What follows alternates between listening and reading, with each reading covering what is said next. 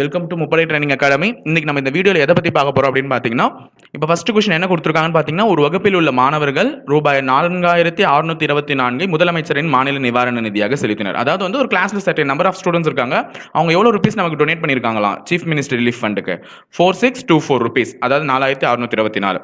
ஒவ்வொரு மாணவனும் அவங்க கிளாஸ்ல எவ்வளோ பேர் இருக்காங்களோ அத்தனை ரூபாய் கொடுத்துருக்காங்க. இப்போ 10 பேர் இருந்தால் ஒவ்வொருத்தரும் 10 ரூபாய் கொடுத்துருக்காங்க. 20 பேர் இருந்தால் ஒவ்வொருத்தரும் 20 ரூபாய் கொடுத்துருக்காங்க. அப்போ மொத்தம் எத்தனை பேர் கிளாஸ்ல இருக்காங்க இதை நம்ம கேட்டிருக்கான்.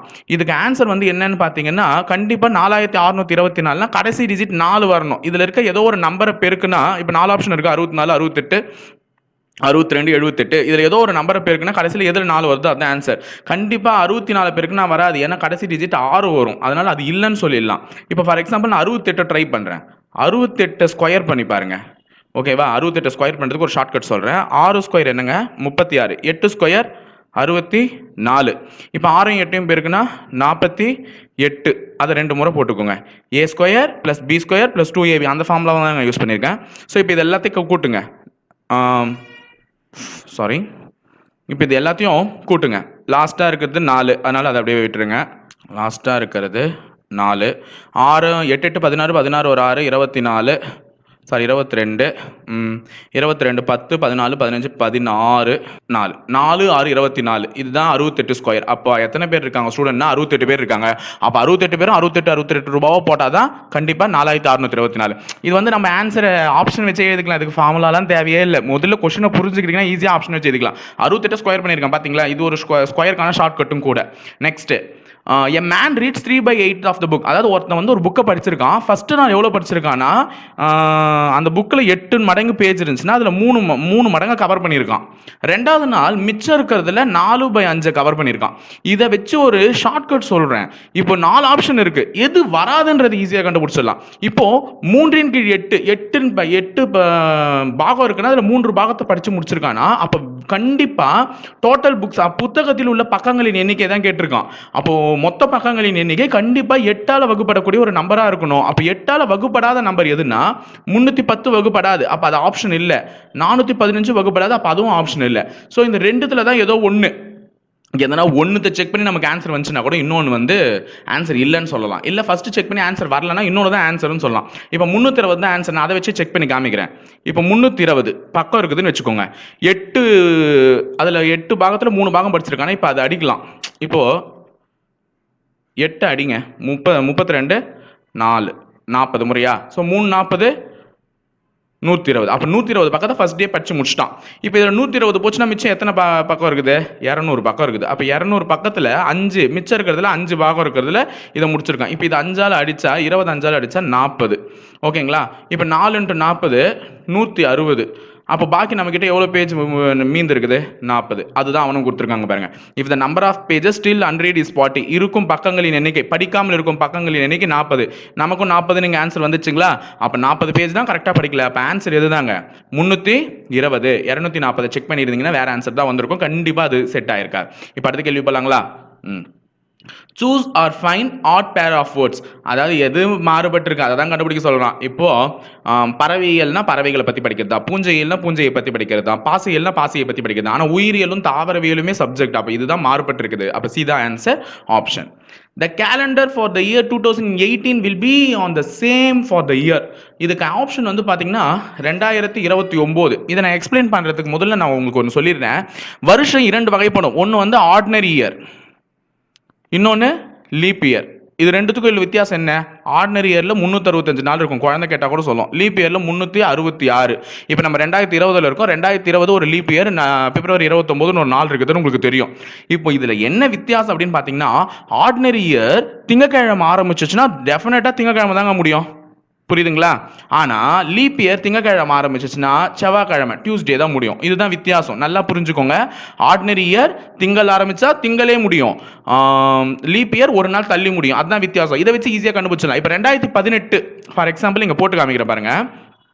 இப்போ 2018 திங்கள் ஆரம்பிச்சு திங்களே முடியும். பிகாஸ் 2018ன்றது ஆர்டினரி இயர். அப்போ 19 கண்டிப்பா செவ்வாய்க்கிழமை ஆரம்பிச்சு செவ்வாய்க்கிழமை முடிஞ்சிருக்கும். ஏன்னா மண்டேக்கு அடுத்து செவ்வாய் தானே. 2020 இது லீப் இயருங்க. புதன்கிழமை ஆரம்பிச்சிருக்குது. உண்மையா சொல்ல போனா இப்பயும் புதன்கிழமை தான் ஆரம்பிச்சிருக்குது. கரெக்டா தானுங்களே? புதன்கிழமை ஆரம்பிச்சா கண்டிப்பா வியாழக்கிழமை முடியும். வேணா நீங்க செக் பண்ணி பாருங்க. டிசம்பர் 31 வியாழனா தான் இருக்கும். 2021 வெள்ளி ஆரம்பிச்சா வெள்ளியில முடியும். பிகாஸ் இது வந்து ஆர்டினரி இயர். 2028 சனிக்கிழமை ஆரம்பிச்சா சனிக்கிழமை முடியும். 2023 ஞாயிற்றுக்கிழமை ஆரம்பிச்சா ஞாயிற்றுக்கிழமை தான் முடியும். 2024 இது வந்து ஒரு லீப் இயர். இப்போ மண்டேல தான் ஆரம்பிக்குது. ஆனா எதுல முடியும்? டியூஸ்டேல முடியும். நல்லா ஞாபகம் வச்சுக்கோங்க. 2018 மண்டேல ஆரம்பிச்சு மண்டேலே முடிஞ்சிருக்கு. நமக்கு அதே மாதிரியான ஒரு வருஷம். அதாவது அன்னைக்கு அந்த வருஷத்துல என்னென்ன தேதி என்னென்ன கிழமையில வந்துச்சு அதே மாதிரி தான் இருக்கணும். அதனால 2024 போட்டுறாதீங்க. அது மண்டேல ஆரம்பிச்சு எதுல முடியுது? டியூஸ்டேல முடியுது. நல்ல வேலை ஆப்ஷன்ல அது இல்ல. அப்புறமா 2025 வெட்னஸ்டேல ஆரம்பிச்சு வெட்னஸ்டேலே முடிஞ்சிருக்கும். 26 Thursday to Thursday, 27 Friday to Friday, 28 leap இயருங்க. சனிக்கிழமையில் ஆரம்பிச்சு சண்டேல முடிஞ்சிருக்கும். 2029 தான் மண்டேல ஆரம்பிச்சு மண்டேலே முடிஞ்சிருக்கும். So answer option 2029. 2018 போலவே இருக்கிறது. ஓகேங்களா? இப்போ அடுத்த கொஸ்டின் போயிடலாங்களா? If the day after tomorrow is Sunday, what day was tomorrow's day before yesterday? Okay, இது தமிழ்ல கூட படிச்சுக்கோங்க. நாளை மறுநாள் ஞாயிற்றுக்கிழமை எனில், அதாவது இப்போ இதுதான் டுடே, இங்க எழுதி வச்சுக்கோங்க. இப்படி ஒரு டேஷ் போட்டுக்கோங்க உங்களுக்கு கன்ஃபியூஸ் ஆச்சுன்னா. நாளை மறுநாள், அப்ப டுடே, இன்னில இருந்து நாளைக்கு மறுநாள் தான் என்ன கிழமையா? சண்டே. நாளை மறுநாள் சண்டே, ஒரு நாள் கேப் விட்டு. அப்ப இன்னைக்கு என்ன கிழமையா இருந்திருக்கும்? ஃப்ரைடே. ஓகேங்களா? ஃப்ரைடே எனில் நேற்றுக்கு முந்தைய நாளின், ஓகேவா, நேற்றுக்கு முந்தைய நாளின் நாளைய தினம் என்ன? அதாவது நேத்திக்கு எஸ்டர்டேக்கு முன்னாடி நாள், அதுக்கு நாளைய தினம்னா எஸ்டர்டேவை தான் அவன் கேட்கறான். எஸ்டர்டே வேற ஒன்றும் இல்லைங்க, இதுதான் Thursday. So answer is Thursday. ஓகேங்களா? அடுத்த கேள்வி. Now Sharma's age is quarter as his old as father. Okay, Sherman யாரோ ஒருத்தர் இருக்காங்க. அவங்க அப்பா, ஷர்மாவினுடைய அப்பாவை விட 4ல் ஒரு பாகம் இருப்பானா. அதான் ஷர்மாவின் தற்போதைய வயது அவருடைய தந்தையின் வயதின் 1/4 பாகமாகும். அப்போ அவங்க அப்பாவுக்கு 40 வருஷம்னா அவனுக்கு 10 வயசு. இது மாதிரி ஒரு கணக்கு தான். சும்மா நான் இங்கே ஆப்ஷன்லையும் இருக்குதான், நான் சும்மா போட்டு காமிக்கிறேன். தற்போதைய வயது முன்பு தந்தையின் வயதானது ஷர்மாவின் வயதை போல் 7 மடங்காக உள்ளது. இப்போ இருக்கிற வயசு வந்து ஷர்மாவின் வயசை விட 7. ஓகே, தற்போதைய வயது முன்பு தந்தையின் வயதானது, இருங்க, 6 years ago. 6 years ago, இங்கிலீஷ்ல கொஸ்டின் கரெக்டா இருக்குங்க. 6 வருஷத்துக்கு முன்னாடி ஃபாதர் ஏஜ் வந்து எப்படி இருந்துச்சா? 7 times as old as Sharma. Find their present ages ன்னு கேக்குறான். இது ஈஸியா ஆப்ஷன் வச்சே போடலாம். இப்போ ஃபார் எக்ஸாம்பிள் ஷர்மா வயது வந்து இப்போ 10ன்னு வச்சுக்கோங்க. எல்லாமே இங்க பாருங்க 4ஆல வகுப்படுற நம்பர் தான். இங்க 32ல 4ஆல அடிச்சா 8, 40 4ஆல அடிச்சா 10, 56 4ஆல அடிச்சா 14, 48 4ஆல அடிச்சா 12. இப்போ கரெக்டா தான் கொடுத்துருக்காங்க. அவங்க அப்பா வயசு, ஷர்மா வயசு போல அவங்க அப்பா வயசு 4 மடங்கு பெருசுன்னு. ஆனா இப்போ நம்ம கண்டுபிடிக்க வேண்டியது ஆப்ஷன்ல இருந்து ஈஸியா கண்டுபிடிக்கணும். 6 வயசுக்கு முன்னாடினா 2 பேர்ல இருந்தும் 6 6 கழிச்சிருங்க. ஃபார் எக்ஸாம்பிள் இப்போ 10 40ன்னு எடுத்திருக்கேனா, இதுல 6 கழிச்சா என்ன வருதுங்க? 4. இதுல 6 கழிச்சா 34. 4னுடைய 7 மடங்கு 34 கிடையாது. அப்ப ஆப்ஷன் பி வராது. ஏன்னா 6 வருஷத்துக்கு முன்னாடி எப்படி இருக்கணும்? அவன மாதிரி அவங்க அப்பா 7 வயசு பெரியவரா இருக்கும், 7 மடங்கு பெரியவரா இருக்கணும். அப்ப இது கிடையாது. 32 8 எடுத்துக்கோங்க. 6 கழிங்க 2, இதுல 6 கழிங்க, 32ல 6 போச்சுன்னா 26. இதுவும் 7 மடங்கு கிடையாது. அப்ப இதுவும் ஆப்ஷன் இல்லை. சி ஆப்ஷன் போங்க. 48ல 6 கழிச்சா 42, 12ல 6 கழிச்சா 6, 6னுடைய 7 மடங்கு 6 7 7 42. அப்ப ஆன்சர் ஆப்ஷன் சி. முடிச்சிடலாங்களா? ஈஸி தானே?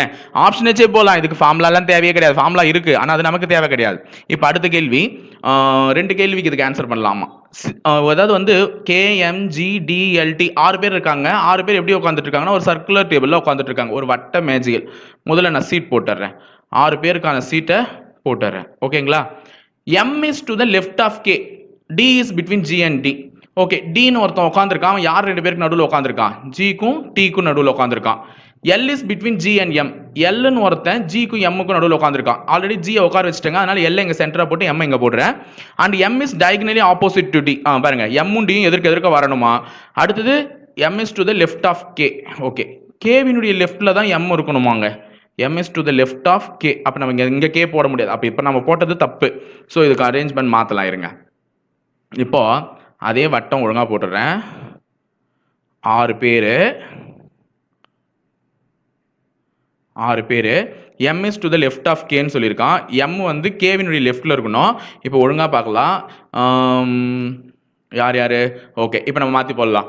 D is between G and D. இப்போ டி இந்த இடத்துல போட்டு டியை இந்த இடத்துல போட்டு ஜி இங்கே போடுறேன். இப்போ எல் வந்து யாருக்கு நடுவில் உட்காந்துருக்காங்க? எம்முக்கும் இதுக்கும். இப்போ எம் இங்கே போட்டா கேவை இங்கே தானே போடணும். இப்போ கேவினுடைய இடது பக்கத்தில் எம் வந்துட்டான். அப்போ இதுதான் கரெக்ட் அரேஞ்ச்மெண்ட். இப்போ நம்மள கேள்வி என்ன கேட்டிருக்காங்கன்னு பார்த்தீங்கன்னா, who is seated between D and K? டிக்கும் கேக்கும் நடுவில் யார் உட்காந்துருக்காங்கன்னு கேட்குறான். டிக்கும் கேக்கும் நடுவில் யார் உட்காந்துருக்காங்கன்னா டி உட்காந்துருக்கான். So answer D, C option. அடுத்தது, how many people seated between G and M if counted clockwise? G-யும் M-க்கும் நடுவில் எத்தனை பேர் உட்காந்துருக்காங்க? கிளாக்வைஸ்ல கவுண்ட் பண்ண சொல்றாங்க. கடிகாரம் இப்படி தான் சுத்துங்க. ஸோ அப்போ இப்படி கவுண்ட் பண்ணணும். 1 2 எப்படி பார்த்தாலும் ஜிக்கும் எம்முக்குமா? அப்போ 3 பேர் உட்காந்துருக்காங்க. கடிகார திசையில் பார்த்தீங்கன்னா ஜிக்கும் எம்முக்கும் நடுவில் 3 பேர் உட்காந்துருக்காங்க. So answer option C. Next, there were 70 students in the class. அதாவது ஒரு வகுப்பில் 70 பேர் இருக்காங்க. ஃபர்ஸ்ட் 20 ரேங்கை யார் தான் எடுத்திருக்காங்கன்னா கேர்ள்ஸ் தாங்க. அப்பாடா. ஆனால் டோட்டலே கேர்ள்ஸ் எத்தனை பேர் தானா? 30 கேர்ள்ஸ். 30 கேர்ள்ஸில் ஃபர்ஸ்ட் 20 ரேங்கை வந்து பொண்ணுங்களே எடுத்துட்டாங்க. மிச்சம் 10 பொண்ணுங்க என்ன ஆறாங்கன்னு பார்க்கலாம். Only 10 girls did not get any rank. அப்போ 10 பேரும் ஃபெயில். அந்த 10 பேரும் ரேங்க் எடுக்கல, போயிடுச்சு. அப்போ 20 கேர்ள்ஸ் பாஸ் ஆயிருக்காங்க 30 கேர்ள்ஸில். அந்த 30 கேர்ள்ஸுமே ஃபர்ஸ்ட் 20 ரேங்க் தான், சாரி 20 கேர்ள்ஸுமே ஃபர்ஸ்ட் 20 ரேங்க் தான் எடுத்திருக்காங்க. அனு ஒரு பையன் இருக்கான், ஓகே நல்ல பையன், 35th ரேங்க் ஃப்ரம் பாட்டம். அப்போ மொத்தமே கிளாஸ்ல 70 பேர், அதுல 10 கேர்ள்ஸ் தேரல. அந்த 10 கேர்ள்ஸ் தேரலன்னும் போது மொத்தம் அப்ப 60 பேர் தான் பாஸ் ஆயிருக்காங்க. அந்த 60ல ஃபர்ஸ்ட் 20 ரேங்க் யார் எடுத்திருக்காங்க? கேர்ள்ஸ். இப்ப மிச்சம் 40 பேர் பசங்க இருக்காங்க. அப்போ ஓகேங்களா, 30 40 30 கேர்ள்ஸ் 40 பசங்க. அப்ப 40 பசங்கள்ல அனூப்ன்றவன் எத்தனாவது ரேங்க் எடுத்திருக்கான்? கீழே இருந்து 35. இப்ப அனூப் வந்து கீழே இருந்து 35வது ரேங்க் எடுத்திருக்கானா, மேல இருந்து அவன் ரேங்க் என்னன்னு ஃபர்ஸ்ட் கண்டுபிடிங்க.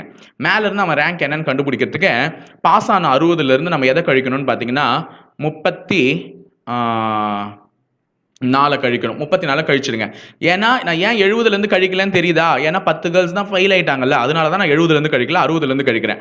இப்போ 34 கழிங்க. ஏன்னா இவன் கீழே இருந்து 35வது ரேங்க். 60ல 34 போச்சுன்னா 10ல 4 போச்சுன்னா 6, 5ல 3 போச்சுன்னா 26. அப்ப மேல இருந்து அவன் 26வது ரேங்க். புரியுதுங்களா சொல்றது? மேல இருந்து அவன் 26, கீழே இருந்து 35னா அப்போ அவன் என்ன கேட்டிருக்காங்க, then what will be the rank of Anup from top in boys from the class? அதாவது மேல இருந்து அனுப்போட ரேங்க் என்ன பசங்கள்ல சொல்லுங்க, பொண்ணுங்களோட சேர்த்து சொல்லாதீங்க, பசங்கள்ல மட்டும் சொல்லுங்கன்னா நல்லா தெரியுது. முதல் 20 ரேங்க் பொண்ணுங்க எடுத்துட்டாங்கன்னா மிச்சம் எந்த பொண்ணுமே பாஸ் ஆகல. அப்ப 21வது ரேங்க்ல இருந்து யார் தான் எடுத்துட்டு இருக்காங்க? பாய்ஸ் தான் எடுத்துட்டு இருக்காங்க. அப்போ இவன் 26வது ரேங்க் எடுத்திருக்கானா, அப்போ பசங்கள்ல இவன் எத்தனாவது ரேங்கா எடுத்திருக்கான்? 6வது ரேங்கா எடுத்திருக்கான். So the answer is 6th. Next, among ABCD each of them is different weight. இவங்க 5 பேருமே வந்து வெவ்வேறு weight உடையவங்களாம். சரி, நம்ம 5 டேஷ் போட்டுக்கலாம். ஓகேங்களா? இப்போ D's weight is more than only 3 persons.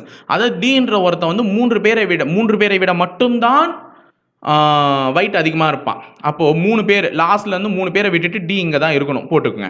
D இன் எடை வெறும் 3 நபர்களை விடவும் அதிகம். ஓகேவா? 3 நபர்களை விட அதிகம். B's weight is more than E and less than C. அப்போ Bன்னு ஒருத்தன் இருக்கான், அவன் weight யாரை விட அதிகம்னு பாத்தீங்கன்னா E-யை விட அதிகம். ஆனா யாரை விட கம்மினா C-யை விட கம்மி. ஓகேவா? A is not the lightest person. அப்ப இந்த கடைசி டேஷ்ல யார் வரக்கூடாது? A வரக்கூடாது. A வந்து இருக்கிறதுல weight குறைவானவன் கிடையாது. C is not lighter than D. C வந்து D-யை விட லைட்டர் கிடையாது. நல்ல ஞாபகம் வச்சுங்க. லைட்டர்னா எடை குறைவானவன் கிடையாது. அப்ப அவனை விட எடை அதிகமா இருக்கணும்னா அப்ப முன்னாடி டேஷ்ல யார் வந்துடணும்? C. D-யை விட weight கம்மி இல்லைல்ல, அப்ப இவன் வந்துடணும். அடுத்தது A is heavier than B. Aன்றவன் யாரை விட ஹெவியர்னா நல்லா பார்த்துக்கோங்க, ஏன்றவன் யாரை விட ஹெவியர்? பியை விடவே ஹெவியரான், அதாவது ரொம்ப weight அதிகம். அப்போ பார்த்துக்கோங்க, இங்கே ஏ வரணும், பி இங்கே வரணும், இவனுக்கு முன்னாடின்றதுனால பிக்கு பின்னாடி யார் இருக்கணும்? இ. அப்போ இவங்க இந்த ஆர்டர் தான் கரெக்ட். இப்படி இருந்தால் அதிக எடை கொண்ட 3வது நபர் யாருன்னா யாரு? நம்ம A. So answer option D. அடுத்தது 36 vehicles are parked in a parking in a single row. அதாவது 36 வெஹிக்கிள் நிறுத்த வச்சிருக்காங்க. இந்த மாதிரி நிற்கும் போது முதலாவது காருக்கு அடுத்ததாக ஒரு ஸ்கூட்டர் உள்ளது, இரண்டாவது காருக்கு அடுத்ததாக 2 ஸ்கூட்டர். ஓகே, இது ஈஸியா போடலாங்க. ஆனா முதல்ல அதுக்கு 36 கோடு போட்டுக்கோங்க. சப்போஸ் நான் வந்து எதுக்காக இப்படி நடத்துறேன்றதை முதல்ல தெரிஞ்சுக்கோங்க. 6 7 8 9 10 11 12 13 14 15 16 17 18 19 20 21 22 23 24 25 26 27 28 29 30 31 32 33 34 35 36 நான் 36 கோடு போட்டுக்கிறேன். இது எல்லாருக்குமே தெரியணும். இப்போ எல்லாருக்குமே ஃபார்முலா வச்சே போட மாட்டாங்கல்ல. ஸோ எல்லாருக்குமே புரியணுன்றதுனால தான் ஃபர்ஸ்ட் இப்படி கற்றுக் கொடுக்குறேன். எஸ்ஐ எக்ஸாம் வேறு கிட்ட நெருங்கிடுச்சு, அதனால இப்படியே கற்றுக்கோங்க. இப்போ ஃபர்ஸ்ட் ஒரு கார் நின்றுச்சுன்னா அதுக்கடுத்து ஒரு ஸ்கூட்டர் தான் நிற்குமா, ரெண்டாவது ஒரு கார் நின்றுச்சுன்னா அதுக்கடுத்து 2 ஸ்கூட்டர் நிற்குமா, இந்த மாதிரி சொல்லியிருக்காங்க. ஓகேவா? இப்போ 36னா மொத்தம் 18 வெஹிக்கிளாக பிரிச்சுக்கலாம். ஃபர்ஸ்ட் ரோ வந்து 18, அடுத்த ரோ வந்து 18. இப்போ இதில் 18 எங்கே வருது? 3 6 9 12 15 18. அப்போ இதுதான் இதுவரையும் தான் ஃபர்ஸ்ட் ரோ. ஓகேவா? இதுலேருந்து செகண்ட் ரோ. இப்போ ஃபர்ஸ்ட் ஒரு கார் நிற்குது, இப்போ சீன் போட்டுக்கிறேன். அப்போ அதுக்கு அடுத்தது ஒரே ஸ்கூட்டர் தான். இப்போ செகண்டாக ஒரு கார் நின்றுச்சுன்னா 2 ஸ்கூட்டர் இருக்குமா, தேர்டாக ஒரு கார் நின்றுச்சுன்னா 3 ஸ்கூட்டர் நிற்குமா. இப்படி நின்றுட்டே வந்தா இரண்டாவது வரிசை இருக்கு பாருங்க, இதை அதில் எத்தனை ஸ்கூட்டர் நிற்கும்னு கேட்குறான். புரியுதுங்களா? கேள்வி புரியுதுங்களா? ஒரு காருக்குன்னா ஒரு ஸ்கூட்டர், ரெண்டாவதா ஒரு கார் நின்றுச்சுன்னா 2 ஸ்கூட்டர். அப்படி இப்போ நம்ம அதுக்கேற்ற மாதிரி எழுதிடலாம். நம்ம ஸ்கூட்டர்லாம் எழுத வேணாம். இப்போ 4வதா கார்னு வச்சுக்கோங்க, 4 ஸ்கூட்டர் நிற்குதுன்னு அப்படியே கணக்கு வச்சுட்டு 5வதா கார் இங்கே எழுதுறேன். ஓகேவா? 4 ஸ்கூட்டர். இப்போ இது 4மே ஸ்கூட்டர் தான். சாரி, இப்போ இது 4 ஸ்கூட்டர் தான். அடுத்தது 5வதா எங்கள் கார் வச்சிருக்கேன்னா 5 டேஷ் விட்டுடணும். அப்போ 5 ஸ்கூட்டருக்கு இப்போ இதுவரையும் விட்டுருவேன். ஓகேங்களா? இப்போ இதில் வந்து 6வதா ஒரு கார் நிற்க வைக்கிறேன். 1 2 3 4 5 6 விட்டுடுறேன். 7வதா ஒரு கார் நிற்க வைக்கிறேன். 1 2 3 4 5 6 7 இப்படி விட்டுறேன். இப்படி விட்டுட்டா முடிஞ்சிச்சு. இப்போ இதில் எத்தனை ஸ்கூட்டர் இருக்குன்னு கேட்குறான். 1 2 3 4 5 6 7 8 9 10 11 12 13 14 15 16 17. அப்போ ஆன்சர் 17 ஸ்கூட்டர் இருக்கு. ஓகேங்களா? 17 ஸ்கூட்டர் இரண்டாவது வரிசையில் இருந்திருக்கு. அடுத்தது, a classroom has equal number of boys and girls. ஒரு கிளாஸ் ரூம்ல equal number of boys and girls இருக்காங்க. 8 girls left to play kho kho. அதில் வந்து 8 பொண்ணுங்க வந்து கோகோ விளையாடுறதுக்கு போயிடுறாங்க. Leaving twice as many as boys are in the class. Okay, இதை கொஞ்சம் யோசிச்சா போட்டுடலாம். ஒரு வகுப்பில் சம அளவு மாணவர்களும் மாணவிகளும் இருக்காங்க. 8 மாணவிகள் கொக்கோ விளையாட சென்றால் அதற்கு பிறகு மாணவிகளின் எண்ணிக்கையில் 2 மடங்கு அளவுக்கு மாணவர்கள் உள்ளனர். இது ஈஸியாக போடலாங்க. முதல்ல இப்போ சம அளவு மாணவர்கள்னா ஆப்ஷன் எடுத்துக்கோங்க. 24 பேர் கிளாஸ்ல இருக்காங்கன்னா முதல்ல அதான் கேட்டிருக்கான், மாணவர்கள் மாணவிகளின் எண்ணிக்கை மொத்தம் எவ்வளோன்னு கேட்டிருக்கான். இப்போ 24 பேர் இருக்காங்கன்னா 24 சமமாக பிரிச்சா எவ்வளோங்க? 12 பாய்ஸ் 12 கேர்ள்ஸ். ஓகேங்களா? 12 பாய்ஸ் 12 கேர்ள்ஸ். இப்போ இதில் 8 பேர் போயிடுறாங்கன்னா இங்கே எத்தனை பேர் இருப்பாங்க? 12ல் 8 போயிரு, இது கேர்ள்ஸில் கழிச்சிடுங்க. 4 பேர் இருக்காங்க. இப்போ 4னுடைய இருமடங்கு தான் 12ஆ கேட்குறேன். 4னுடைய இருமடங்கு தான் 12ஆ? இல்லை. அப்போ 24 வர வாய்ப்பு இல்லை. இப்போ 16ன்னு எடுத்துக்கோங்க. 16 சமமடங்காக பிரிச்சா 8 8 8 கேர்ள்ஸ் போயிட்டாங்கன்னா 0, 0வினுடைய இருமடங்கு தான் 8ஆ? அப்போ 16ம் இல்லை. அப்போ 32 போடுங்க. 32 சமமடங்காக பிரிச்சா 16 16. 16ல் 8 போச்சுன்னா 8, 8னுடைய இருமடங்கு தானே 16. அப்போ 8 கேர்ள்ஸ் போனோடனே மிச்சம் இருக்கிற கேர்ள்ஸை விட பாய்ஸ் டபுளாக இருக்காங்கல்ல. அப்போ ஆன்சர் 32. ஈஸியாக ஆப்ஷன் வச்சு போயிடலாங்களா? ஓகே, அடுத்த கேள்வி. A river flows from west to east. ஏதோ ஒரு நதி வந்து மேற்கிலிருந்து வெஸ்ட்ல இருந்து ஈஸ்ட்டுக்கு போயிட்டு இருக்குது. இது வந்து ஒரு பேசிக்காக யோசிக்கக்கூடிய ஒரு கேள்விங்க. நல்லா பாருங்க, ஒரு நதி வந்து வெஸ்ட்லேருந்து ஈஸ்ட்டை நோக்கி போயின்னு இருக்குது. அது நடுவில் சுற்றுதான், செமி சர்க்கிள் வழியாக போதான், திருப்பி மலை மேலே ஏறுதான். எப்படின்னா ஏறி போட்டோம், கடைசியில் அது போகிற திசை என்னவா தான் இருக்கும்? நதி போகிற திசை ஈஸ்டாக தான் இருக்கும். இந்த மாதிரி தான் அவன் கேள்வி கேட்டு நடுவில் எப்படின்னா குழப்பலாம். அதுக்கெல்லாம் பயந்துடாதீங்க. ஒரு நதியினுடைய டைரக்ஷன் கொடுத்துட்டா நதியினுடைய டைரக்ஷனை நீ போய் உடனே மாத்திர முடியாது. அது ஒன்றும் இது கிடையாது. டேக் டைவர்ஷன் அப்படின்னு சொன்னால் டைவர்ட் பண்ணி போயிடுறதுக்கு. புரியுதுங்களா? வெஸ்ட் டு ஈஸ்ட்னா கடைசி வரையும் அது எந்த திசையில தான் போகும்? ஈஸ்ட்ல தான் போகும். ஸோ ஃபைனலாக ரிவர் போகிறது ஈஸ்ட் டைரக்ஷன் தான். அது நடுவில் எப்படின்னா திரும்பட்டும், எப்படின்னா ஓட்டம், அரை வட்டமான ஓட்டம், முழு வட்டமான ஓட்டம்.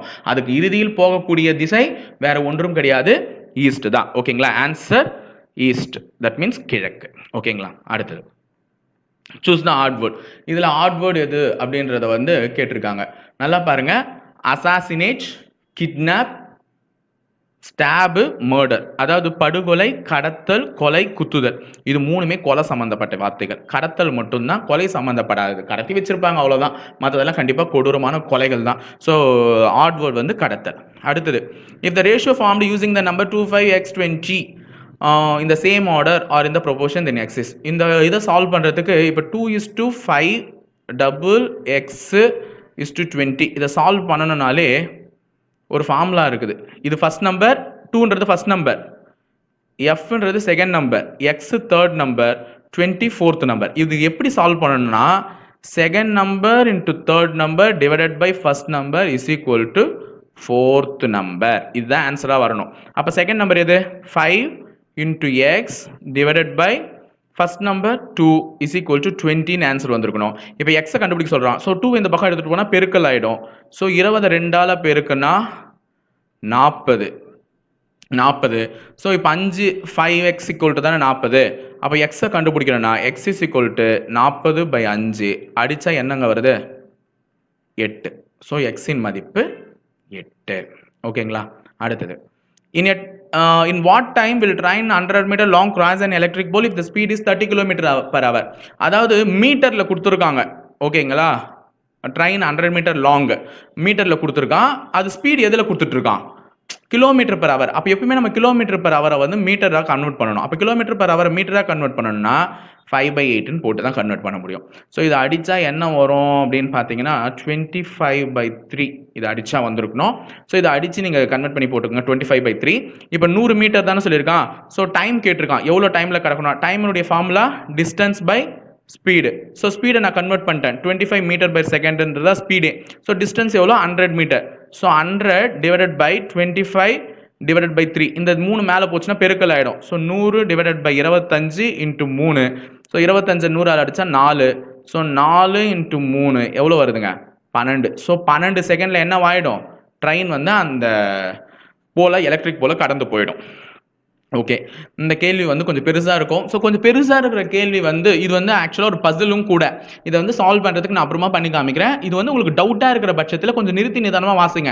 ஆனால் இதுக்கு நிறைய டைம் செலவாகும். அப்படி டைம் செலவாகிற பட்சத்தில் நீங்கள் அந்த கொஸ்டினை ஸ்கிப் பண்ணிட்டு போகிறது எனக்கு தெரிஞ்சு பெட்டர், ஃபார் மோஸ்ட் பெட்டர். ஓகேங்களா?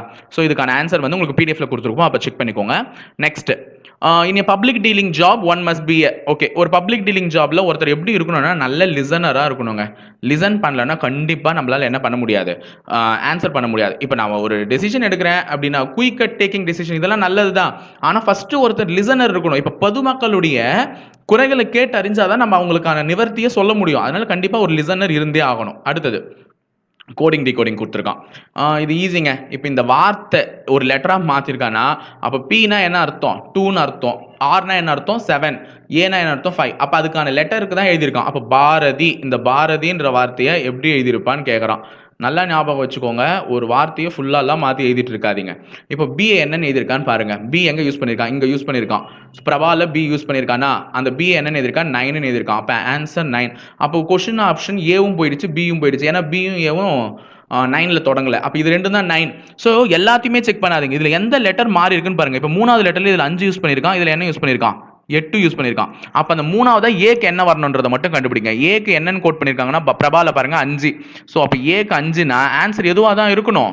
டெஃபினட்டா சியாக தான் இருக்கணும். ஸோ டியும் வராது அப்படின்னு கழிச்சு கட்டிட்டு போயிடுங்க. Don't waste your time, precious time. Time ரொம்ப முக்கியம், அது ரொம்ப முக்கியமாக பண்ணிட்டுங்க எடுத்துக்கோங்க. அடுத்தது இதுவும் அதே கோடிங் டிகோடிங் தான். இன்னும் செகண்ட் கோட் வந்து 35796. இதை வந்து என்னவா மாற்றிருக்கான்? சாரி, இதை வந்து 44887 மாற்றிருக்கான். ஸோ என்னவோ ஒன்று பண்ணியிருக்கான். அது என்னன்றதை முதல்ல கண்டுபிடிங்க. கண்டுபிடிச்சா மட்டும் தான் நம்மளால் ஆன்சர் பண்ண முடியும். அதுக்கு ஃபர்ஸ்ட் கொஸ்டின் இங்கே எழுதலாமா? ஓகே, இங்கே பார்த்துருங்க. ஃபர்ஸ்ட் 3ன்னு இருக்கு, அந்த டிஜிட் என்னன்னு எழுதியிருக்கான்? 4ன்னு எழுதியிருக்கான். 3க்கும் 4க்கும் என்ன சம்பந்தம்? +1 பண்ணியிருக்கான். அடுத்தது 5 4, 5 4 மாறி இருக்குன்னா -1, 7 8 மாறி இருக்குன்னா +1, 9 8 மாறி இருக்குன்னா -1, அப்போ 6 7 மாறி இருக்குன்னா +1. அப்போ என்ன பண்ணியிருக்கான்? ஒரு எண்ணை கூட்டி ஒரு எண்ணை கழிச்சு ஒரு எண்ணை கூட்டி ஒரு எண்ணை கழிக்கிறான். அப்போ 4ஓட ஒரு எண்ணை கூட்டினா 5 வரணும். எல்லா ஆப்ஷனும் 5ல் தான் தொடங்குது, எல்லா ஆப்ஷனும் 4ல் தான் முடியுது. எந்த நம்பர் மாறுதுன்னு மட்டும் பாருங்க. சென்டர் நம்பர் 9 9 9 இருக்குது மேக்ஸிமம். இப்போ ரெண்டாவது நம்பரை பாருங்க, கொஞ்சம் கண்டுபிடிச்சிடலாம். ரெண்டாவது நம்பர் என்ன இருக்குது? 6. 6ஓட என்ன பண்ணியிருக்கணும்? -1 பண்ணியிருக்கணும். அப்போ 5 வரணும். ஸோ நம்ம கிட்ட 3 5 இருக்குங்க. இங்க பாருங்க, பி ஆப்ஷன்ல, சி ஆப்ஷன்ல, டி ஆப்ஷன்ல 3 இடத்துல 5 இருக்கா? இப்போ அடுத்தது 3வது ஆப்ஷன் பாருங்க. இல்லை நம்ம எழுதிடலாம். 4ஓட 1 கூட்டினா 5, 6ல் 1 கழிச்சா 5, 2 5 வரணும். 8ஓட 1 கூட்டினா 9, 5 5 9 எதில் இருக்கு? பி ஆப்ஷன்லையும் சி ஆப்ஷன்லையும் தான் இருக்கு. இப்போ அடுத்தது கண்டுபிடிச்சிட்டா முடிச்சிடலாம். 2ஓட 1 கழிச்சா 1. ஸோ ஆன்சர் ஆப்ஷன் பி, அதுதான் செட் ஆகுது. ஓகேங்களா? அடுத்த கேள்வி 101. இதுவும் அதே தாங்க, கோடிங் டிகோடிங் தாங்க. பாலம் அப்படின்ற ஒன்றத்தை என்ன எழுதியிருக்கான்? 43 எழுதியிருக்கான். ஒன்றும் இல்லைங்க. பி வந்து ஏபிசிடியில் எத்தனாவது லெட்டர்னா 16, ஏ வந்து 1வது, எல் 12, ஏ 1, எம் வந்து 13. இது எல்லாத்தையும் கூட்டினா உங்களுக்கு என்ன வந்திருக்கும்? 43. அந்த மாதிரி சாண்டா க்ரூஸ் இதை கூட்டியிருந்தா உங்களுக்கு என்ன வந்திருக்குன்னா 123 வந்திருக்கணும். வரும் பாருங்க, செக் பண்ணுங்க. அடுத்தது நான் ஆல்ரெடி போன முறையே சொல்லியிருக்கேன், என்னன்னா மாற்றட்டும், என்னன்னா எதுவானா மாற்றிட்டோம். நம்ம கேள்வியை பார்த்தா தான் ஈஸியாக புரியும். கிரிக்கெட் எதில் விளையாடலான்னு கேட்டிருக்காங்க. கிரிக்கெட் எதுலங்க விளையாட முடியும்? பேட்டு. டேரெக்டாக போய் பேட்னு போட்டுறாதீங்க. பேட்டை என்னவா மாற்றிருக்கான்றதை ஃபஸ்ட்டு செக் பண்ணுங்க. பேட்டை என்னவா மாற்றிருக்கான்? ராக்கெட். அப்போ ஆன்சர் ராக்கெட். ஓகேங்களா? அவ்வளோதான். அடுத்த கேள்வி, ஒரு படம் கொடுத்துருக்காங்களாம். எங்க கொடுத்துருக்காங்க? கீழே. ஓகே, இந்த கீழே இருக்க படத்தில் ட்ரையாங்கிள் வந்து என்னன்னு சொல்லியிருக்கான்? Healthy people. ஸ்கொயரை வந்து ஓல்ட் பர்சன், சர்க்கிளை வந்து மென். ஓகே, நம்ம போயிடலாம். ட்ரையாங்கிள் வந்து யாருன்னு பார்த்தீங்கன்னா ஹெல்த்தி பீப்புள். ஹெல்த்தி பீப்புளை வந்து ட்ரையாங்கிள் குறிக்குது. நெக்ஸ்ட் ஸ்கொயர் வந்து ஓல்ட் பர்சன். கீழே இருக்குல்ல ரெக்டாங்கிள் ஷேப்பில் இருக்குது, அதுதான் ஸ்கொயர். கொஞ்சம் பெருசு பண்ணும்போது மாறிடுச்சு. இவங்க வந்து என்னவா? Old person. Old person. இந்த வட்டத்தில் இருக்கவங்க வந்து மென். ஓகே, நம்மள ஏதோ ஒரு கேள்வி கேட்குறான். என்ன கேள்வி கேட்குறான்னு பாருங்க. எந்த எண் ஆண்களை மற்றும் ஆரோக்கியமானவர்களை குறிக்கிறது ஆனால் வயதானவர்களை குறிக்கவில்லை? நல்லா ஞாபகம் வச்சுக்கோ.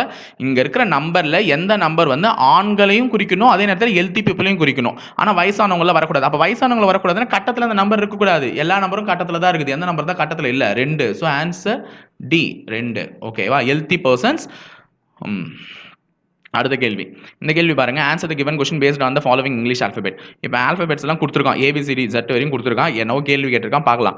இப்போ all the vowels are removed. Vowels remove பண்ண சொல்றாங்க. வவல்ஸ்னா என்ன? A, E, I, O, U. இந்த 5 வவலையும் ரிமூவ் பண்ணிட சொல்றான். இப்படி ரிமூவ் பண்ணிட்டா which letter will be the 7th to the right of the 5th letter from the left hand? இது நல்லா ஞாபகம் வச்சுக்கோங்க. இது என்ன பண்ணணும்னா, இங்க ரைட்னு கொடுத்துருக்காங்களா, இன்னொரு டைரக்ஷன் லெஃப்ட். அப்ப லெஃப்ட் ஹேண்ட்ல இருந்தா உன்னை பார்க்க சொல்றான். கடைசியில என்ன டைரக்ஷன் கொடுக்குறானோ அதுல இருந்தா உங்களை பார்க்க சொல்லுவான். இந்த மாதிரி டைரக்ஷன் மாத்தி வந்துச்சுன்னா நீங்க என்ன பண்ணுங்க? பிளஸ் பண்ணிக்கோங்க கொடுத்த நம்பரை. 7th to the left of the right.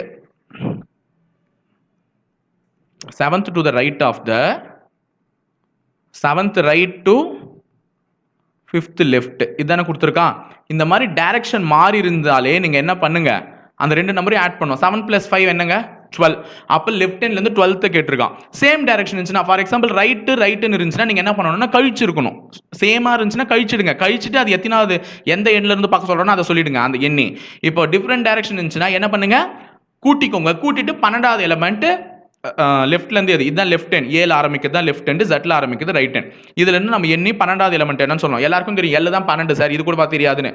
நல்லா யோசிங்க. வவ்வல நம்மள எடுத்துற சொல்லியிருக்கான். வவலை எடுத்துட்டா B1, C2, D3, E vowel எடுத்தோம், F4, G5, H6,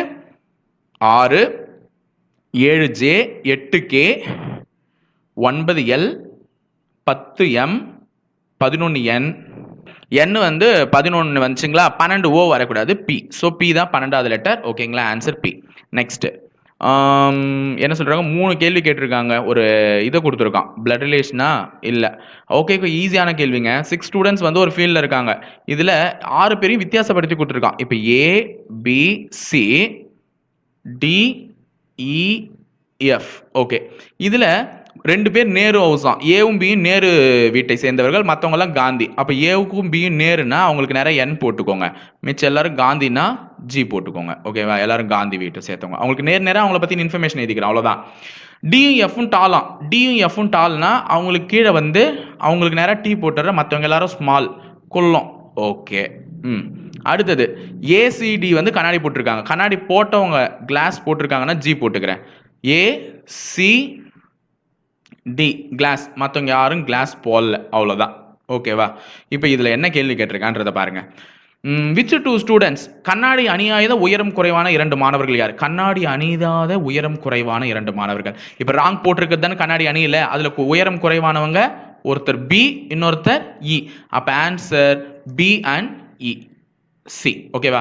அடுத்தது காந்தி குடும்பத்தை சேர்ந்த எந்த உயரம் குறைவான மாணவன் கண்ணாடி அணியவில்லை? காந்தி குடும்பத்தை சேர்ந்தவங்க முதல்ல பார்த்துக்குங்க. Cல இருந்து DEFலாம் காந்தி குடும்பம். இதுல எந்த உயரமான மாணவன் தானே கேட்டிருக்கான். எந்த உயரமான மாணவன் கண்ணாடி அணியவில்லை? உயரம் குறைவானவா? சாரி, உயரம் குறைவான மாணவன். அப்ப காந்தி வீட்டை சேர்ந்தவங்கல்ல சின்ன பையன் வந்து ஒன்னு C, இன்னொன்னு E. இதுல கண்ணாடி அணியாதவங்க யாரு? உயரம் குறைவானவன்னா ஈ தான். அப்ப காந்தி வீட்டை சேர்ந்த ஈ தான் அந்த உயரம் குறைவான மாணவன், கண்ணாடி அணியவில்லை. Which tall students of Gandhi house is not wearing glass? Gandhi ஹவுஸ்ல இருக்கக்கூடிய டால் ஸ்டூடெண்ட், காந்தி ஹவுஸ்ல இருக்கக்கூடிய டால் ஸ்டூடெண்ட்னா இப்ப டியும் எஃப்பும் தான் டால் ஸ்டூடெண்ட். அதுல யார் வந்து கண்ணாடி அணியவில்லையா? ஆமா, எஃப் தாங்க கண்ணாடி அணியலை. அது போய் பார்த்தாலே தெரியும், எஃப் தான் ஆன்சர். ஓகேங்களா, முடிஞ்சிச்சா? இப்போ இந்த 3 கேள்வி ஓவர். அடுத்தது, 2 electric train leave railway station at the same time. 2 electric train வந்து ரயில்வே ஸ்டேஷன்ல இருந்து விலகி போயிருக்கு. The first train travel due to west. First train வந்து எங்க போயிட்டு இருக்குன்னா வெஸ்ட் நோக்கி, அதாவது மேற்க நோக்கி போயிட்டு இருக்கு. அந்த செகண்ட் ட்ரெயின் நார்த்தை நோக்கி போயிட்டு இருக்கு. ஓகேங்களா? The first train travel 5 km/h faster than second train. அப்போ ஃபர்ஸ்ட் ட்ரெயின் வந்து ரெண்டாவது ட்ரெயினை விட 5 கிலோமீட்டர் அளவுக்கு ஃபாஸ்டரா போவான். If after an hour they are 25 km apart, then the speed of the first train is ஈஸியாக புரியலாம். ஒன்றும் இல்லை, ரொம்பலாம் கஷ்டப்படாதீங்க. இப்போ 2 ட்ரெயின் கிளம்பிருக்கு, ஒன்று வெஸ்ட்டுக்கு போய்க்குது, ஒன்று நார்த்துக்கு போய்க்குது. அது எப்படின்னா போய்கிட்டோம். ஃபர்ஸ்ட் ட்ரெயினும் செகண்ட் ட்ரெயினும் இப்போ எவ்வளோ கிலோமீட்டர் டிஸ்டன்ஸில் இருக்கு? 25 கிலோமீட்டர் டிஸ்டன்ஸில் இருக்குது. அப்போ 25 கிலோமீட்டர் டிஸ்டன்ஸில் இருக்குன்னா இது ரெண்டும் கிளம்பி போய் 25 இப்படி போயிடுச்சு, இது இப்படி போயிடுச்சுன்னு வச்சுக்கோங்க. 25 கிலோமீட்டர் டிஸ்டன்ஸ்ல இருக்குன்னா இந்த ஃபர்ஸ்ட் ட்ரெயின் வந்து இதை விட 5 கிலோமீட்டர் வேகமா போகுமா. அப்போ இது 15 கிலோமீட்டர் போயிருக்குது. அதாவது ஈக்குவலா பிரிங்க. இது 10 கிலோமீட்டர் போய்க்குது. அப்பனா இது 2 நம்பரையும் கூட்டினா என்ன வந்தது? 25 வருதா?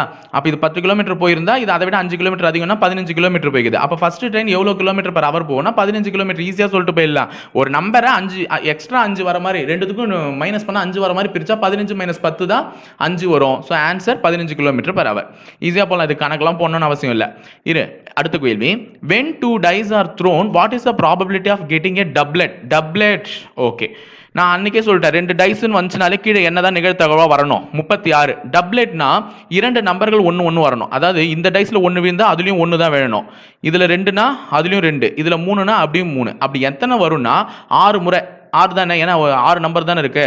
அப்ப 6 அடிச்சா 1 கீழ் 6 தான் சரியான விடை. So answer option D. Next, அடுத்த கேள்வி என்னன்னு சொல்லியிருக்காங்கன்னா, a motor is known different routes of Bristol to Birmingham, from Birmingham to Sheffield. ஏதோ சொல்லியிருக்கான்.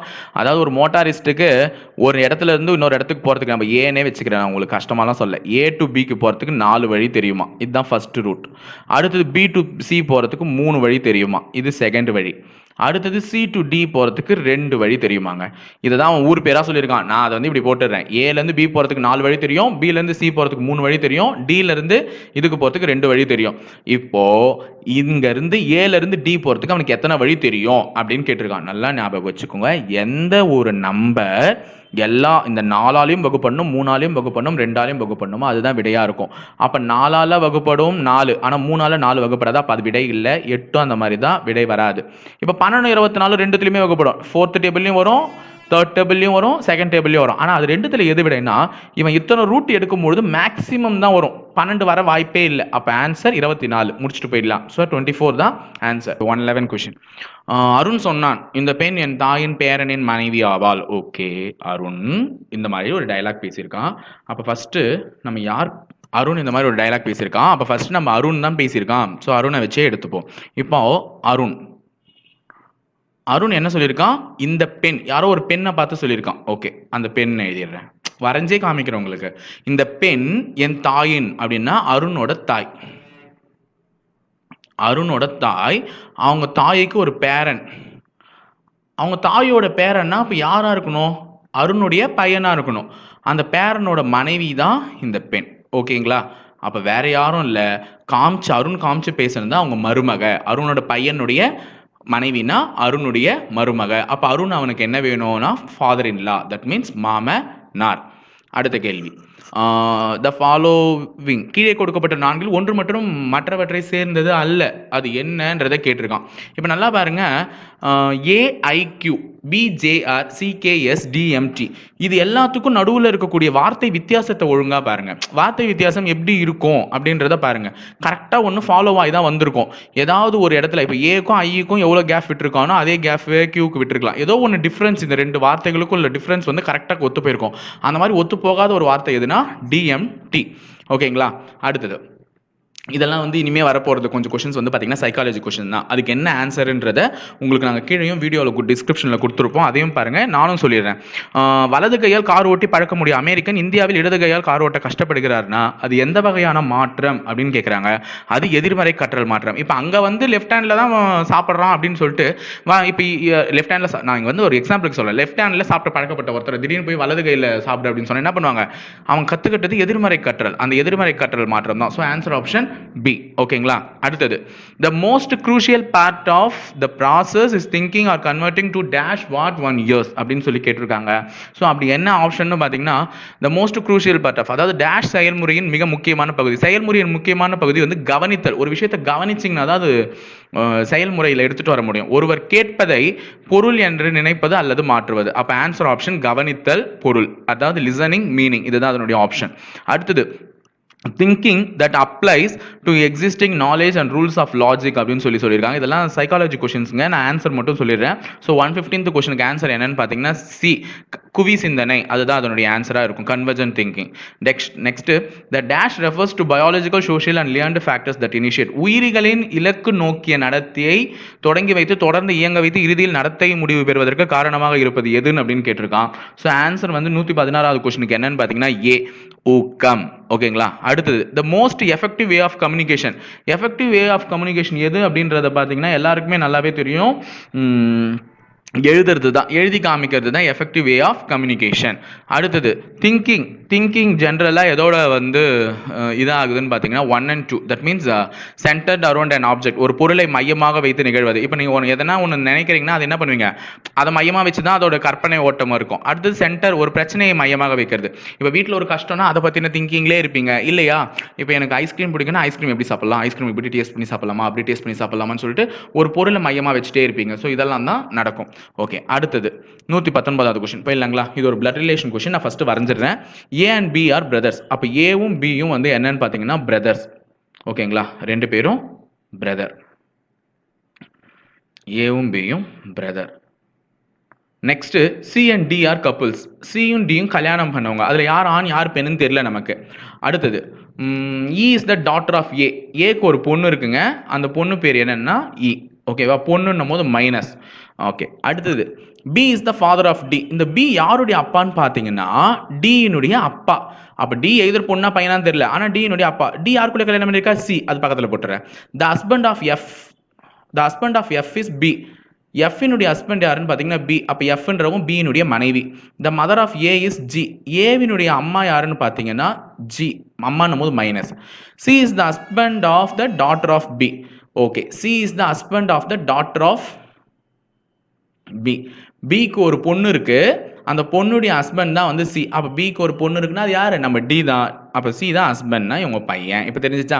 H is the daughter of C. இவங்களுக்கு ஒரு பொண்ணு இருக்கு, அதுதான் யாருன்னு பார்த்தீங்கன்னா எச். இப்போ what is H of F? H வந்து எஃப்க்கு என்ன வேணும்னு கேட்குறான். எச் வந்து எஃப்க்கு என்ன வேணும்னா இவங்க ரெண்டு பேரும் அப்பா அம்மாவா, அவங்களுடைய பசங்க தானே இது, அவங்களுடைய பொண்ணு இதுனா எச் வந்து எஃப்க்கு என்ன வேணும்னா கிராண்ட் டாட்டர், பேத்தி. ஓகேங்களா? அடுத்தது, ஃபைண்ட் த நெக்ஸ்ட் ஃபிகர் அப்படின்னு கேட்டிருக்காங்க. So find the next figure அப்படின்னா ஈஸி தாங்க, ஈஸியாக கண்டுபிடிச்சிடலாம். இந்த ப்ராப்ளம் ஃபிகரில் இப்படி கண்டினியூஸாக வரும்பொழுது இங்கே நல்லா பாருங்கள். ஃபஸ்ட்டு இத்தனை புள்ளி இருக்குது, ஒரு ஆரோ மார்க் இருக்குது. அடுத்து ஒரு புள்ளி குறைஞ்சிருக்கு, ஒரு ஆரோ மார்க் அப்படியே தான் இருக்குது. கிளாக் வைஸில் ரொட்டேட் ஆகிருக்கு. அப்போ ஒரு ஆரோ மார்க் ஆட் ஆகிருக்கு, புள்ளியில் எந்த மாற்றமும் இல்லை 3வது படத்தில். 4வது படத்தில் மறுபடியும் ஒரு புள்ளி குறைஞ்சிருக்கு.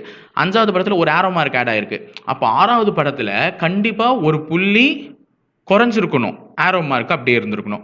ஸோ அது மாதிரி எந்த மாதிரி ரொட்டேஷனில் சேர்ந்தது அப்படின்னு பார்த்தீங்கன்னா 5வது படம் தான் அதுக்கு செட் ஆகும். ஓகேங்களா? அந்த 5வது படம் தான் அதுக்கு விடையாக வரும். அடுத்தது, கேள்வி குறியிட்ட இடத்தில் வர வேண்டிய எண் எதுன்னு கேட்டிருக்கான். ஸோ கேள்வி குறியிட்ட இடத்தில் வர வேண்டிய எண்ணை நம்ம பார்த்துடலாம். ஃபர்ஸ்ட் குறியிட்ட இடத்துல என்ன நம்பர் வரும்னு கேட்டிருக்காங்க. இந்த நம்பரை வந்து பாருங்க, ஃபர்ஸ்ட் 3 4 5. ஓகேவா?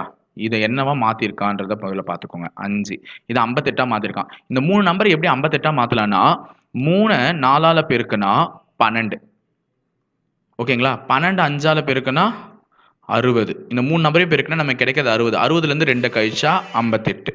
அப்போது இருக்கிற எல்லா நம்பரையும் பெருக்கி அதுலேருந்து என்ன கழிச்சிருக்கான், 2 கழிச்சிருக்கான். அப்போ 7 6 3.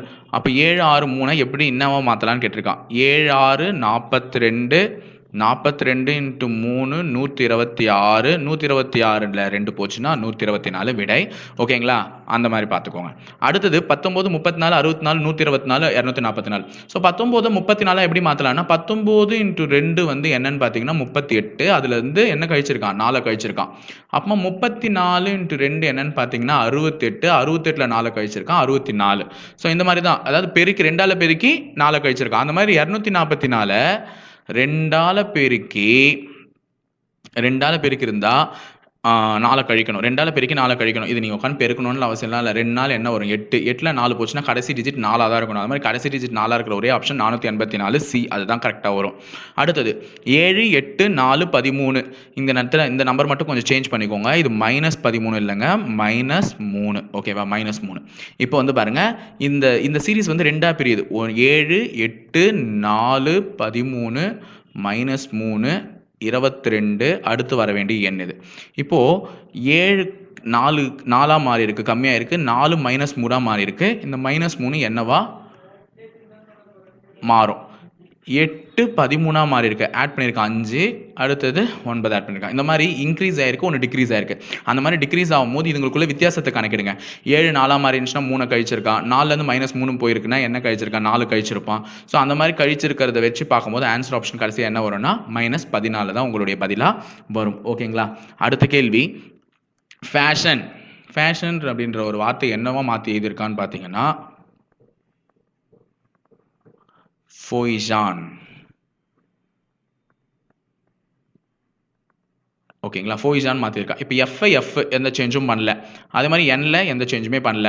இந்த ஓஐ இங்கே இல்லை, இங்கே இருக்குது. ஸோ அப்போ இந்த ஓவை இந்த கடைசியாக இருக்க இந்த 2 லெட்டர், அப்போ இங்கே சென்டர் லெட்டரையும் மாற்ற காணும். இந்த கடைசியாக இருக்க இந்த 2 லெட்டரை இங்கே எடுத்துகிட்டு வந்து எழுதியிருக்கான் ரிவர்ஸில். எஸ்ஏன்னு இருக்குது, இங்கே 2 லெட்டர் அப்படியே என்ன பண்ணியிருக்கான், இங்கே மத்தியில் மாற்றி எழுதியிருக்கான். அப்போ அதே மாதிரி நம்ம ப்ராப்ளம்ன்றதை மாற்றி எழுதுனா பீலையும் எம்லையும் எந்த சேஞ்சும் இருக்கக்கூடாது. அப்போ பீல ஆரம்பித்து எம்ல முடிகிற வார்த்தைகள் எதுன்னு பார்த்தீங்கன்னா ஃபர்ஸ்ட் ஆப்ஷன் மட்டும் தான் கிடையாது, மற்ற எல்லா ஆப்ஷனும் இருக்குது. சென்டர் லெட்டர் பி, அதுவும் சேஞ்ச் ஆகிடக்கூடாது. அப்போது ஏவும் போயிடுச்சு, சியும் போயிடுச்சு. ஏன்னா சென்டர் லெட்டர் பி வரல பாருங்கள். இப்போ இது ரெண்டுத்தில் தான் ஏதோ ஒன்று சேஞ்ச் ஆகுது.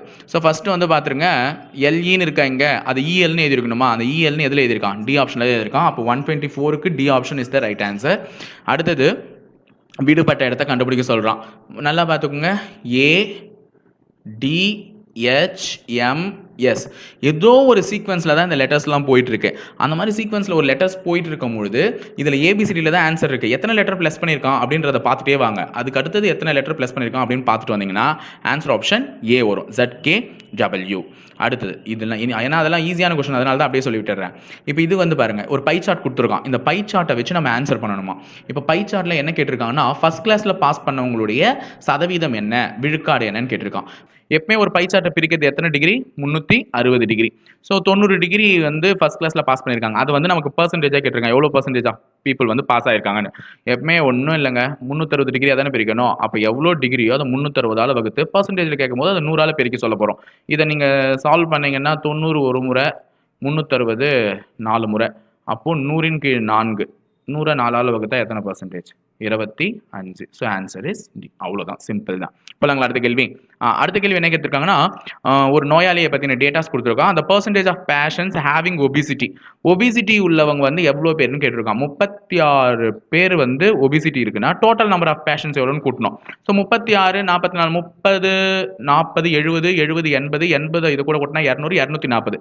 அப்போது 240 பேர் தான் என்னவா இருக்காங்க டோட்டல் நம்பர் ஆஃப் பேஷன்ஸ். அதில் 36 பேர் ஒபிசிட்டினா இன் டர்ம்ஸ் ஆஃப் பர்சன்டேஜ் சொல்லும் போது இதை அடிக்கணும். இதை அடித்து நீங்கள் சால்வ் பண்ணியிருந்தீங்கன்னா ஆன்சர் என்ன வந்திருக்கும் அப்படின்னு பார்த்தீங்கன்னா ஆன்சர் ஆப்ஷன் வந்து இதை அடிக்கும் போது கிட்டத்தட்ட வந்து சரிங்களா, இங்கே 0க்கு 0 கேன்சல் பண்ணிங்க, 360 டிவைடட் பை 24. ஸோ இது வந்து 12 டேபிள் அடிக்கலாம். 12 டேபிள் அடிக்கும் போது இது 30, இது வந்து 2. ஸோ 30 அடிக்கும் போது எத்தனை பர்சன்டேஜ், 15. So answer is 15%. அடுத்து yearly profit of company XYZ என்னன்னு கேட்குறான். XYZ-னுடைய கம்பெனி வந்து கொடுத்துருக்காங்க இங்கே. இதில் 2005லேருந்து 2006 வரையான லாபத்தின் மாற்றம், அதாவது சேஞ்ச் இன் ப்ராஃபிட். 2005லேருந்து 2006க்கு எவ்வளோ லாபத்துடைய மாற்றம். இங்கே பாருங்கள், 2005ல் எவ்வளோ எடுத்திருக்காங்கன்னா 60. ஓகேங்களா, 2006ல் எவ்வளோன்னா 50 கிட்டத்தட்ட டிக்ரீஸ் ஆயிருக்கு ப்ராஃபிட். நல்லா பாருங்க. அப்போ டிக்ரீஸ்னாலே என்ன பண்ணணும்னா இந்த ரெண்டு நம்பரையும் கழிச்சுக்கணும். நான் ஆல்ரெடி போன வீடியோவில் சொல்லியிருந்தேன், இன்க்ரீஸ்னா பெரிய சின்ன வேல்யூ போடுங்க, டிக்ரீஸ்னா பெரிய வேல்யூ போடணும். அப்போ இது ரெண்டுத்துல பெரிய value 60. In terms of percentage சொல்லும் போது 100. ஸோ 60ல் 50 போச்சுன்னா 10/60 × 100. ஓகேங்களா? இப்போ 100 வந்து 5 முறை 5 முறை, இது 3 முறை. ஸோ 50 3ஆல் வகுத்தா என்ன கிடைச்சிருக்கும்? நமக்கு 16 2/3 கிடைச்சிருக்கும். ஓகேங்களா? சரி, அடுத்த வீடியோ, சாரி அடுத்த கொஸ்டின். A/B = 2:3, B/C = 5:7. ஓகே, ஏக்கும் பிக்கும் உள்ள ரேஷியோ வந்து 2:3, பிக்கும் சிக்கும் உள்ள ரேஷியோ வந்து 5:7. இப்போ இதை நல்லா பாருங்க, இது ஏபிசி நம்ம கண்டுபிடிச்சாதான் நம்மளால முடியும். இதுக்கு வந்து கிராஸ் அண்ட் மல்டிப்ளிகேஷன் சொல்லுவாங்க. அதாவது 2 3 5 7 இது கிராஸ் அண்ட் இப்படி வந்து மல்டிப்ளை பண்ணா ஏபிசியினுடைய ரேஷியோ கிடைக்கும். அப்போ 2 5 ஃபர்ஸ்ட் நேரில் கோடு இப்படி தானே இருக்கு, 2யும் 5யும் பெருக்குனீங்கன்னா 10. ஏவினுடைய ரேஷியோ 10. ஐமு இந்த மாதிரி கிராஸ்ல போட்டிருக்கேன்னா அப்போ 5யும் 3யும் பெருக்குன்னா 15.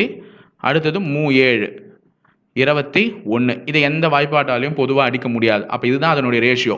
சியினுடைய மதிப்பு 42ன்னு கொடுத்துருக்கான். ஸோ 21x, சி வந்து 21 தானே. ஸோ 21x = 42னா 42 21ஆல் அடித்தா எக்ஸினுடைய மதிப்பு என்ன கிடைக்குது? 2. அந்த 2 எடுத்துகிட்டு போய் ஏவினுடைய மதிப்போட பெருக்குங்க. ஏவினுடைய மதிப்பு வந்து 10. ஸோ ஏவினுடைய மதிப்பு 10ன்னும் போது அது 2ஓட பெருக்குனா 10 × 2 20. ஸோ ஆன்சர் வந்து ஏவின் மதிப்பு 20. ஓகே, அது மட்டும் இல்லாமல் பார்த்தோன்னே சொல்லிட்டு போயிருக்கலாம். ஏவினுடைய ரேஷியோ 10 இருக்கும்போது இந்த விடைகளில் எது 10ஆல் அடிப்படுதோ அதுதான். விடைகளில் 10ஆல் அடிப்படுற ஒரே நம்பர் 20 மட்டும்தான். அடுத்த கேள்வி, the following arrangement is based on the certain principle. ஓகேவா? ஏதோ ஒரு எண்ணின் அடிப்படையில் தான் இது இருக்குது. நான் ஆல்ரெடி சொல்லியிருக்கேன், இதை கூட்டினீங்கனாலே ஆன்சர் வந்துடும் அப்படின்னு சொல்லிட்டு. ஸோ கூட்டி பாருங்கள், கூட்டி பார்த்துருந்தாலே டெஃபினட்டாக ஆன்சர் வந்திருக்கும். அந்த மாதிரி டெஃபினட்டாக ஆன்சர் வரும்போது ஆப்ஷன் அங்கே விடுபட்ட இடத்துல எது வந்திருக்கும் அப்படின்னு பார்த்தீங்கன்னா பி ஆப்ஷன் வந்திருக்கணும். ஸோ பி ஆப்ஷன் தான் இதனுடைய கரெக்டான விடை. ஆனால் இன்னொரு லாஜிக்கும் சொல்லிடுறேன். 8. ஓகேவா? கீழே என்ன நம்பர் இருக்குது? 3. 3 2ஆல் பெருக்குன்னா 6. இதை கூட்டினா தான் 8யும் 6யும் கூட்டினா என்ன? 14. லாஸ்ட்டாக பாருங்கள், 4 7 7 2 14. ஸோ 14யும் 4யும் கூட்டினா என்ன கிடைக்கும்? 18. அதுதான் விடையாக வந்திருக்கா? அப்போ எதோட வந்து நம்ம 2ஆல் பெருக்கி கூட்டியிருந்தால் 16 கிடைச்சிருக்கோம்னா கண்டிப்பாக 5 2ஆல் பெருக்கி இருந்தால் 10. ஸோ 10ன் கீழ் மேலே என்ன இருக்குது? 6. இது ரெண்டுத்தையும் கூட்டியிருந்தால் தான் 16 கிடைச்சிருக்கும். அதனால தான் 5 விடை. 136வது கொஸ்டின் போகலாங்களா? மிஸ்ஸிங் நம்பர், ஏதோ ஒரு நம்பர் மிஸ் ஆயிருக்கு, அது எந்த நம்பர்னு கேட்குறாங்க. ஸோ இது ஈஸியாக கண்டுபிடிக்கலாம். ஃபஸ்ட்டு 4 7 8 20 மாறி இருக்கா? 4 என்னங்க? 28. 28ல் 8 போச்சுன்னா தான் 28ல் 8 போச்சுன்னா 20. அப்போ அதுதான் விடை. அப்போ அப்படியே ஈஸியாக பார்த்துடலாம். ஸோ 3வது ஆப்ஷன் டைரெக்டாக ஆப்ஷனே போயிடலாம். 7 9 எவனுங்க? 63. 63ல் எது போச்சுன்னா 50 வரும்னா 13 போச்சுன்னா தான். So answer option A. அடுத்தது, in a family there are 5 brothers who are not yet married. Each brother has a sister and a mother alive.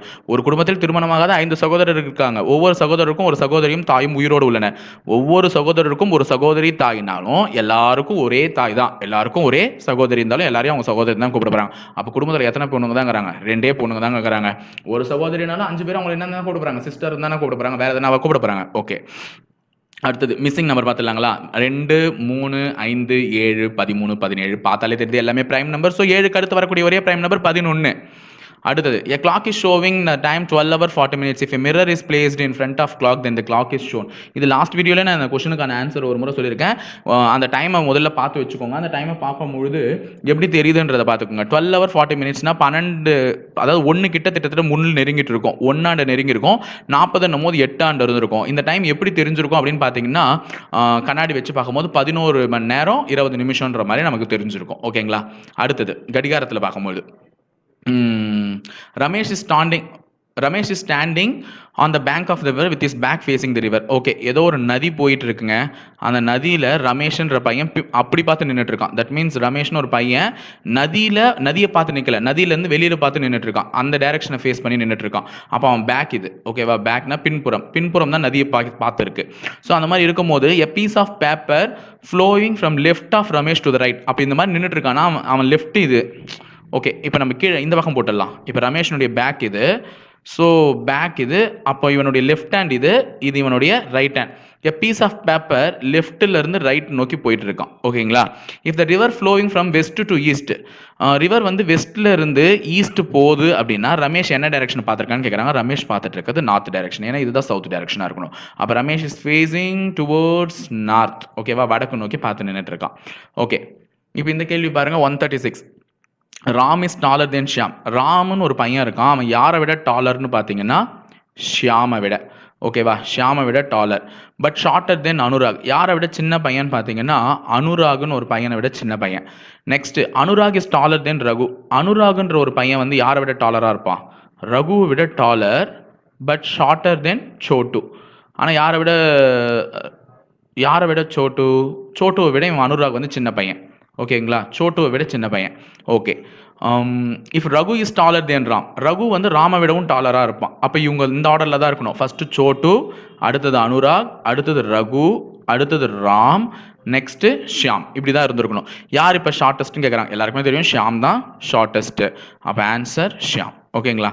அடுத்தது சரி, இது ஒரு பொதுவான கேள்வி தாங்க. ஒரு குழந்தையின் மீது கார் மோதி விட்டு வேகமாக போகுது. அப்போ உடனே நீங்கள் என்ன பண்ணுவீங்க அப்படின்னு கேட்குறாங்க. ஸோ டி ஆப்ஷன், காவலர்காரருக்கு வந்து என்ன பண்ணுவாங்க? போலீஸ்க்கு இன்ஃபார்ம் பண்ணிட்டு உடனே குழந்தைய மருத்துவமனைக்கு தூக்கி சென்றுடுவீங்க. இதுதான் ஈஸியான கேள்வி தான்.